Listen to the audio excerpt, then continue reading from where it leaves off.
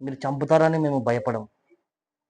ఎందుకంటే మేము చావుకు తెగించే దేవుని సువార్తను ప్రకటించడానికి మేము జనంలోకి వెళ్తున్నాం. ఒకరిని చంపితే భయపడతారేమో అని, లేకపోతే కొడితే భయపడతారేమో అని అనుకోవద్దండి. నేను హిందువుల్ని అందరిని అనడం లేదు, గమనించండి మీరు. నేను అనేది ఒక మతోన్మాదులు ఈ మన భారతదేశంలో రెండు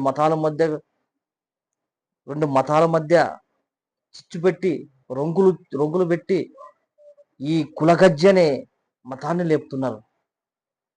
ఒకసారి మీరు ఒకటి చెప్తున్నా మీకు, మీరు చంపాలనుకుంటే, కొట్టాలనుకుంటే డైరెక్ట్గా కొట్టేసేయండి, డైరెక్ట్గా చంపేయండి. అంతేగాని దొంగల వలె వచ్చి వెనక నుంచి కొట్టడం కాదు. మేము శాంతిగా ఉన్నాం కాబట్టి మీకు ఈ ఈ అవకాశం. నేను చెప్పేది హిందువులకి కాదు, మతోన్మాదులకి, మతంతో పిచ్చి పట్టిన వారికి.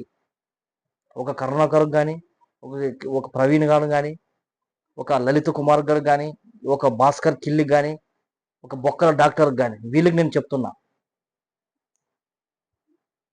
మరణం ఎప్పుడో వస్తుంది కాదు, ఎప్పుడన్నా రాని మేము సిద్ధమే. ఇప్పుడు ఒక్క 5 minutes, ఒక అర్ధగంట తర్వాత, ఒక గంట తర్వాత ఏం జరుగుతుందో మనకు తెలియదు. నా వీపు వెనక ఏం జరుగుతుందో నాకు తెలియదు. అలాగే మరణం ఎప్పుడు వస్తుందో తెలియదు. కానీ నా మరణం స్వార్థలో మరణించేలాగా ఉండాలి. ఈ స్వార్థ కొరకే మరణించేలాగా ఉండాలి. ఈ మతాన్ని మొదలు చెప్తున్నా. మీరు చంపినంత మాత్రాన మేము భయపడం, మీరు కొట్టినంత మాత్రాన మేము భయపడం. మా స్వార్థ ఇంకా వెదజల్లుతూనే ఉంటుంది. ఆఖరికి మీకు పిచ్చి పట్టి మీరు పోతారు, మీకు పిచ్చి పట్టి మీరు పోతారు.